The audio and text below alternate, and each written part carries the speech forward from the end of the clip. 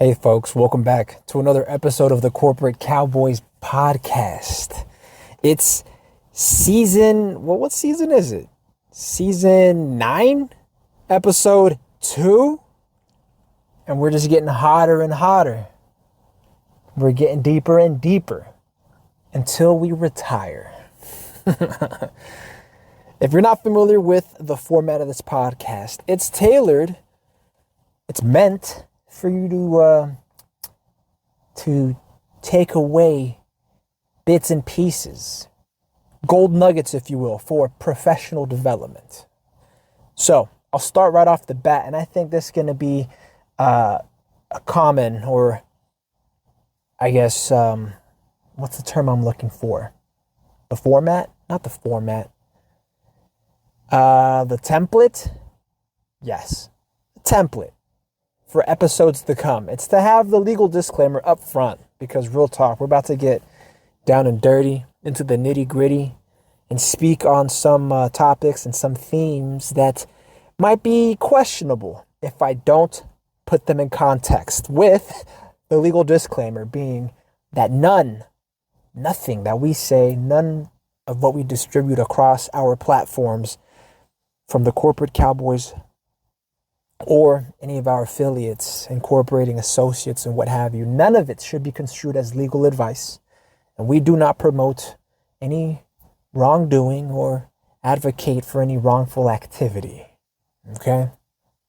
So, be advised.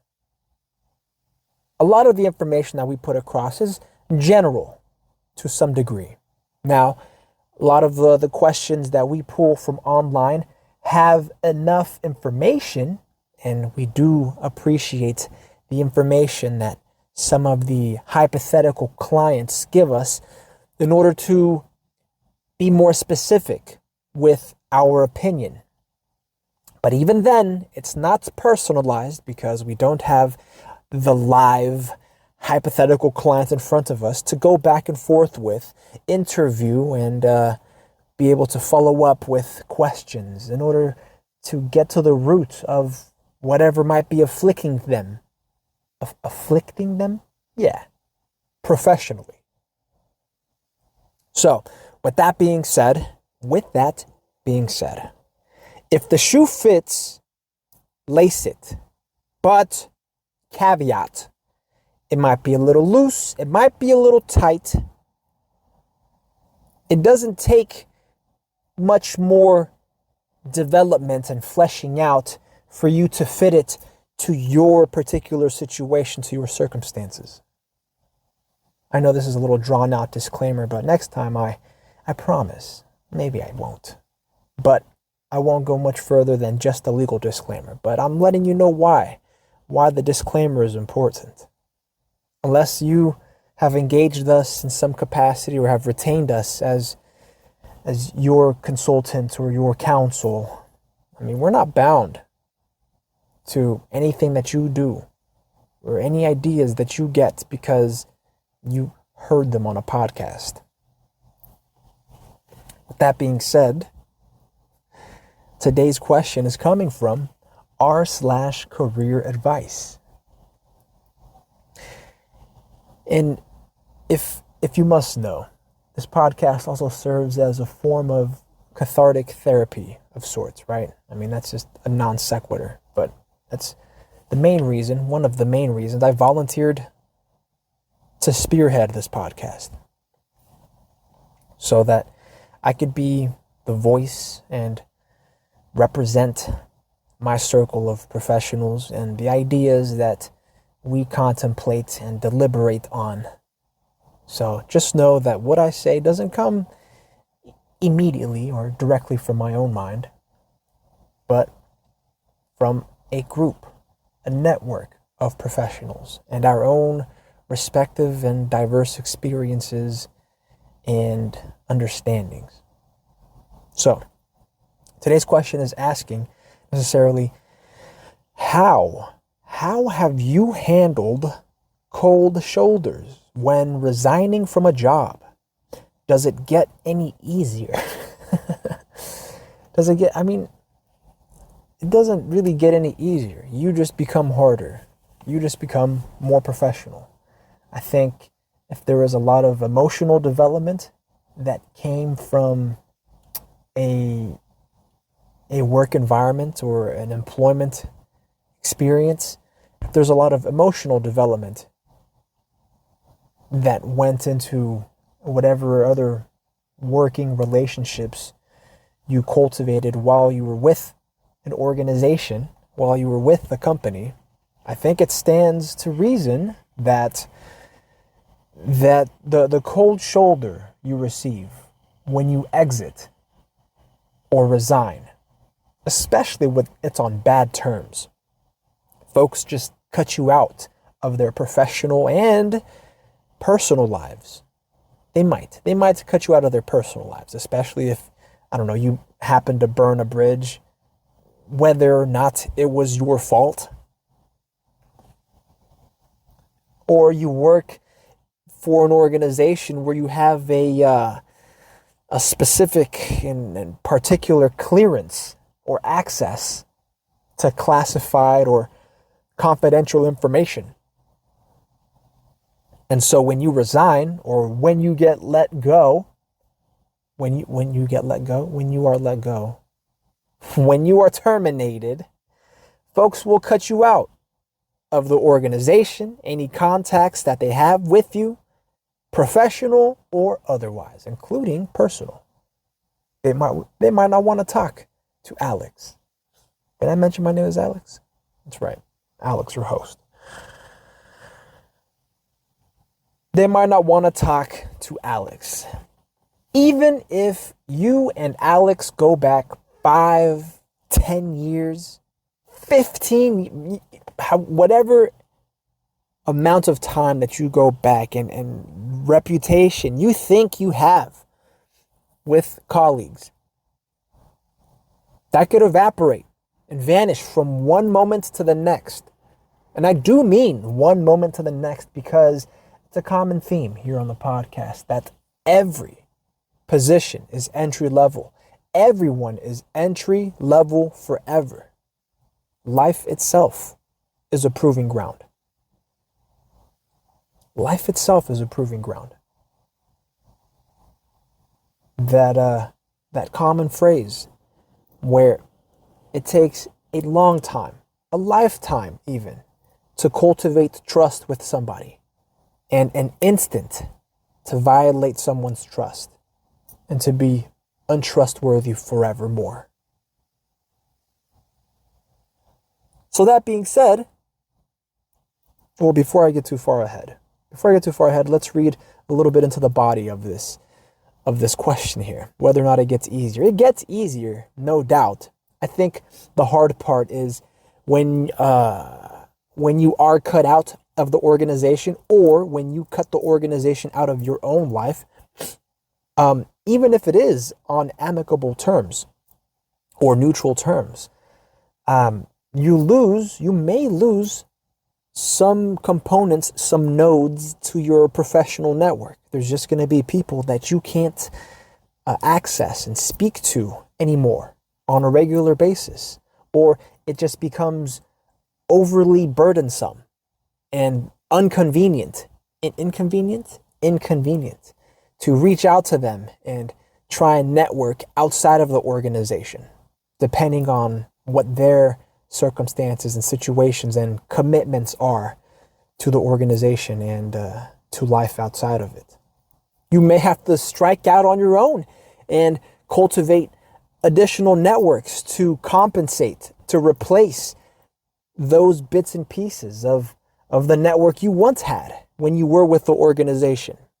That's all higher level thinking and strategizing. And if you find yourself in a position like that, by all means, you need help, you need additional perspective, reach out to us. It's what we do. It's what we do. If you have associates who are facing a crisis of professionalism, have them reach out to us. That's what we're trained in. You can find us on Instagram. That's at Corporate Cowboys with a Z. The podcast is also on Patreon. That's the Corporate Cowboys podcast. There's multiple tiers to sign up. Yes, this is a plug. If you want to donate $1 or $599 to keep us from getting audited, there's a couple of donation links. It could be more. I mean, I'm just making a joke. There's a couple of donation links available out there. You're a smart cookie. You can find them. Or you can write to us and send us things. That's P.O. Box 3372, Rancho Cordova, California, 95741. So, the question, they write here, I turned in my 2-week resignation. And while I knew it would be a surprise, I was more surprised how quickly people became cold to me. And in parentheses, even people on my own team. And they close parentheses there. Why is that surprising? Why is that surprising? I mean, it's not that they're becoming cold, it's that they're adjusting. They're already adjusting to your absence. Who they're going to go to for that, maybe it's not support that you give them, but for that role that you were filling while you were there. And now that they know you won't be there, they're not relying on you like they used to. They're not depending on you like they once were. I guess for some, that might be their love language. Business is war, right? All is fair in love and war, right? That might be their love language, is to feel needed, is to provide support, is to have interpersonal communication on a regular basis. And if it should be reduced to a noticeable degree, they get in their feelings. They feel less loved. Well, I hate to break it to you, but when you move professionally, it's not just personal. Your livelihood is tied to it. Your livelihood is tied to it. That's why, I mean, when you think about it and you dig down and you really study interpersonal relationships, there's some rationale. There's some sound rationale to why you shouldn't do business with close friends or family for that matter. And that's because these personal ties where you might feel a sense of unconditional love might be pitted against professional interests. And when those become entangled, well, then you run the risk of offending someone professionally while believing that your personal relationship can withstand this professional offense. There's a word I'm looking for. This professional slight, or is it a slight? I think it is a slight.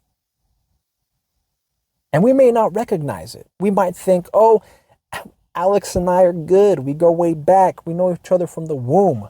We're family. We're blood. Not so. The blood of the covenant, more than often, is stronger than the water of the womb. That's where that term comes from, that phrase. Blood thicker than water.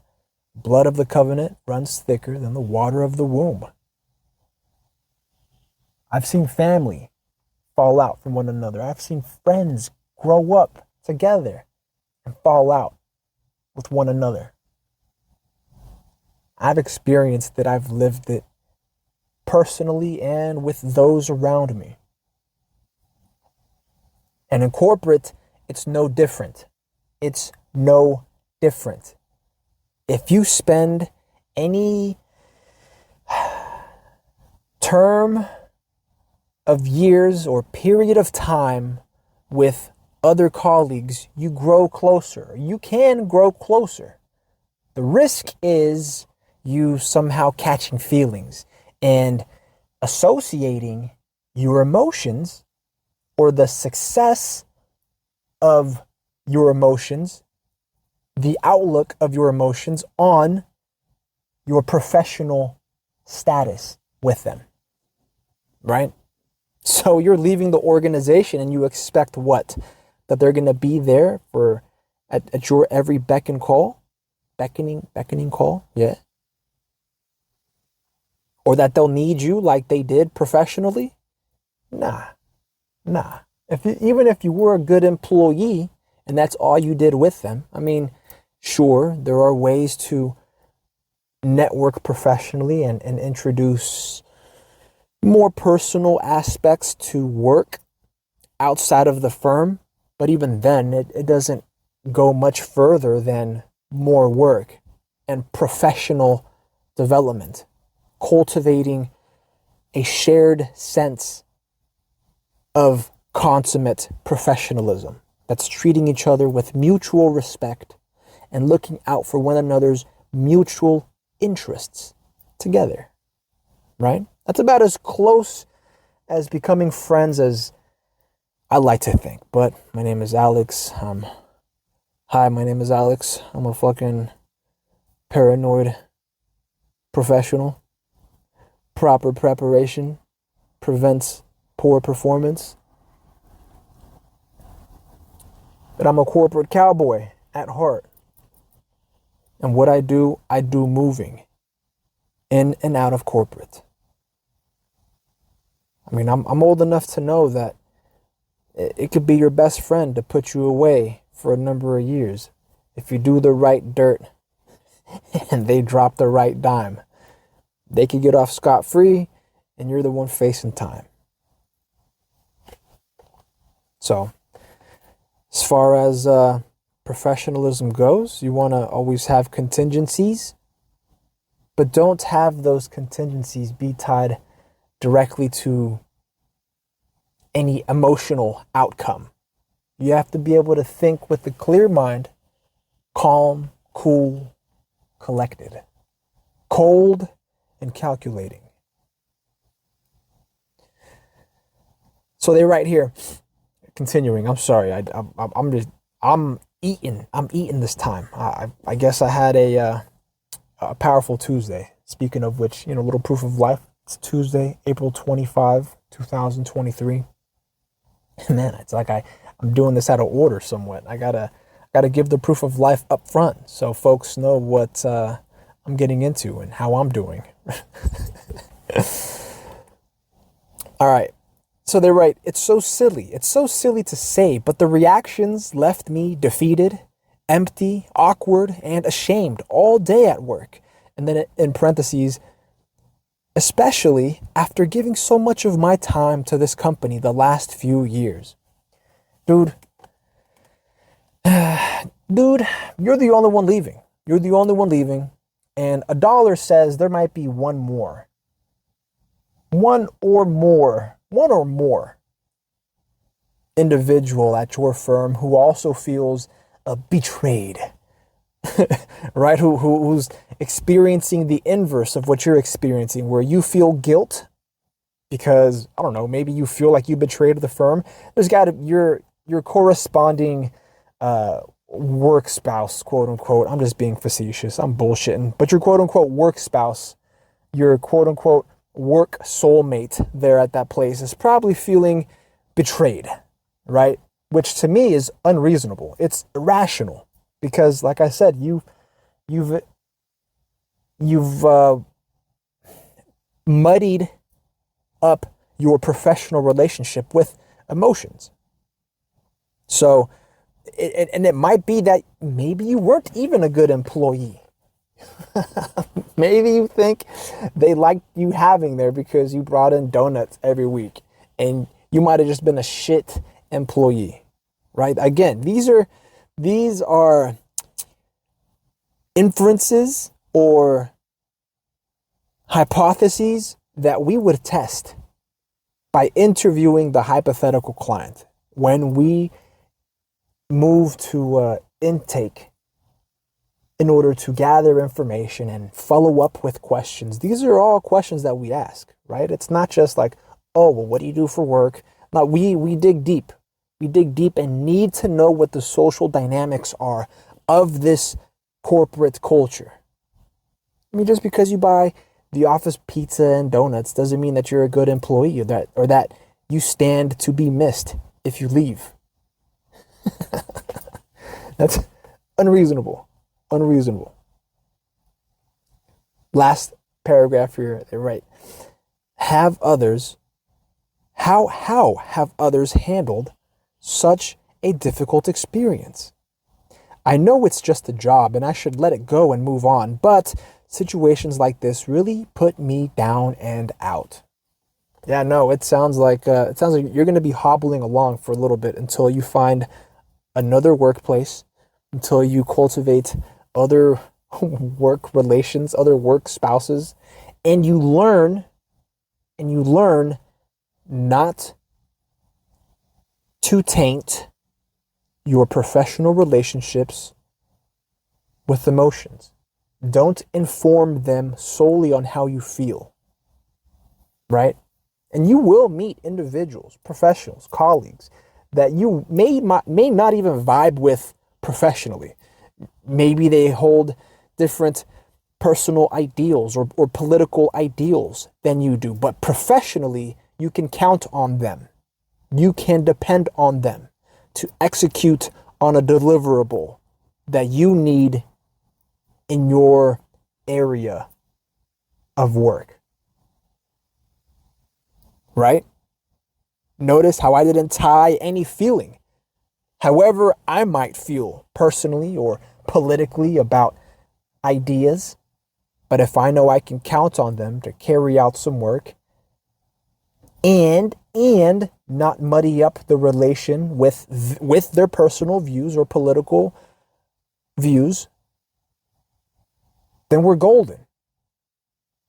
We're like as I mentioned before, looking out for our mutual professional interests so that we can both benefit from them, regardless of how we feel about the relationship or the interaction between us two. Sure, it sounds very sterile. It sounds clinical, almost surgical. And when I mean sterile, it sounds like a very sanitized, very inhuman, very robotic. But no, it's just a professional relationship. It doesn't mean you can't have courtesy for one another. It doesn't mean you can't invite them out to lunch or go out to lunch together and explore ideas professionally again. Maybe Alex just thinks about work all the fucking time, right? Maybe he's skewed his interactions to think solely about work and how to get ahead in life, not about how he feels about social issues that he may or may not be able to change. But so long as he's able to get some work done, that's contributing to change. It's contributing. I might not be able to spearhead it, and then if I am spearheading it, I'm approaching it the same fucking way. I'm bringing people into my corner who I know will be able to contribute, just like I would.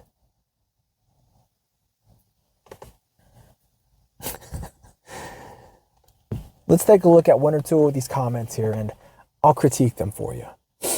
The first comment here says, I take it as confirmation that the decision to leave was the correct choice. I don't know. It sounds too soft. It sounds too soft. It sounds irrational, unreasonable. So you notice how I'm not gendering any of this, right?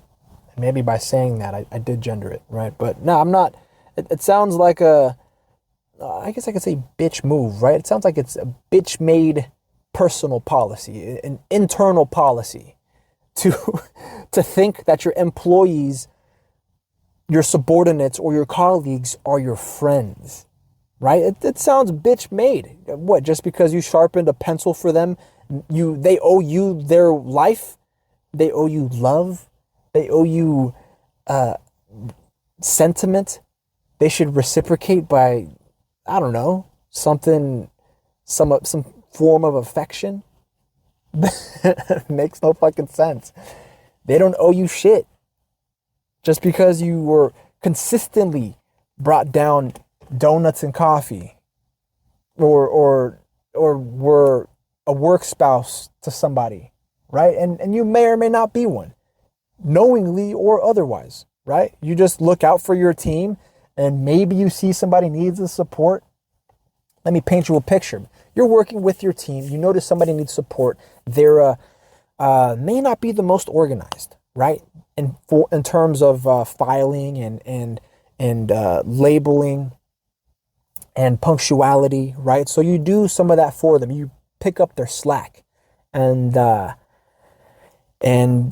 folks think, I don't know, folks create rumors out of fucking nothing, right? And folks think that there's some type of romantic or personal relationship, some personal dynamic, some personal, what's the term I'm looking for?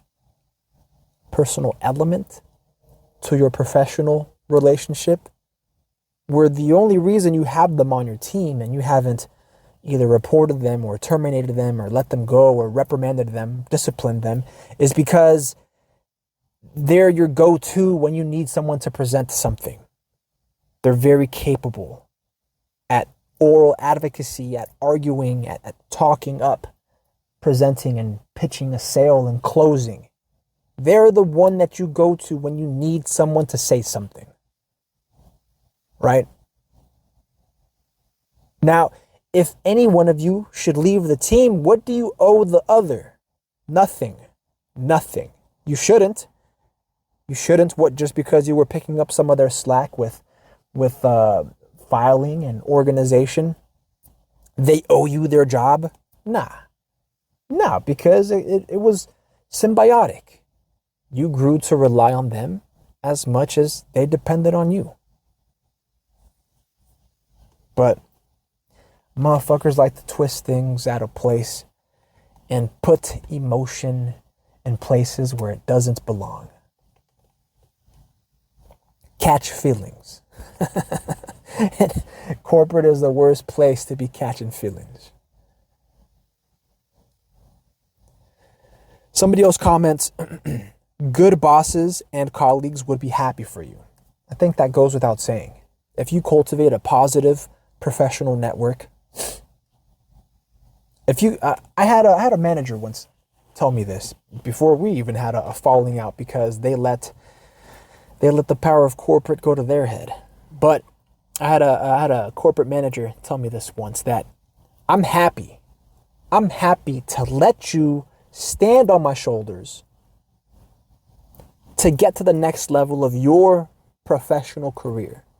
But don't for a minute think that I'll let you walk all over me. They said it in more concise terms, right? So a lot less words and some vulgarity. They said, I'm not going to let, dropping fuck and shit and all that. But necessarily, they said your colleagues, your managers, if they are leaders and they have leadership potential, are going to want you to become a leader. And if, for some reason, it's your turn, your time in this life to shine and get ahead, they will be happy. They'll be happy to hoist you up, to vouch for you, to stick their neck out for you, to put in a good word and go to bat for you. But don't for a second think that they owe you that. It's not all that gray when you really cut it down to size. It's not gray at all. There's no real emotion to it. Sure, there might be additional interest, outside interests, but as far as like a betrayal, I mean, we could talk betrayal, but just leaving your job and resigning and them moving on to working directly with your replacement, what, you expect them to invite you over for a barbecue? I mean, do you have a history of going to barbecues together, of going out together and actually socializing? Yeah, I mean, I'm not saying corporate cowboys are robots or drones. We're professionals. We network. We mix. We got some folks got an extraordinary gift of gab and get into places that I couldn't imagine are able to talk themselves into places that I could only fantasize about, right? Into positions of real power. And I'm working on it. I'm developing my own skill set, my toolbox of and with methodologies to use. I mean, you notice how I caught myself there, stutter stepping. I'm a work in progress. We all are.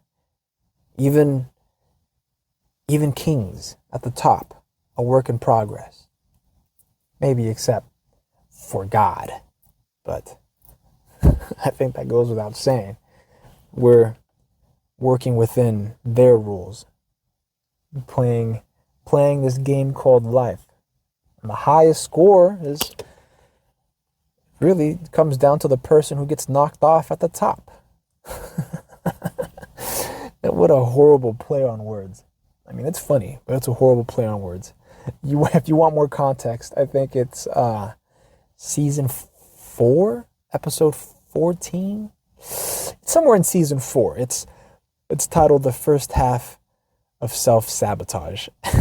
Go listen to that for a good time. But I'm going to leave you here. We're at 30 minutes. Oh, I forgot to mention, again, that's all out of order. I forgot to mention that this is another 30-minute consult so that you don't think I owe you a full hour. Shit, you ain't paid me. If you know me, you owe me. Have a good one.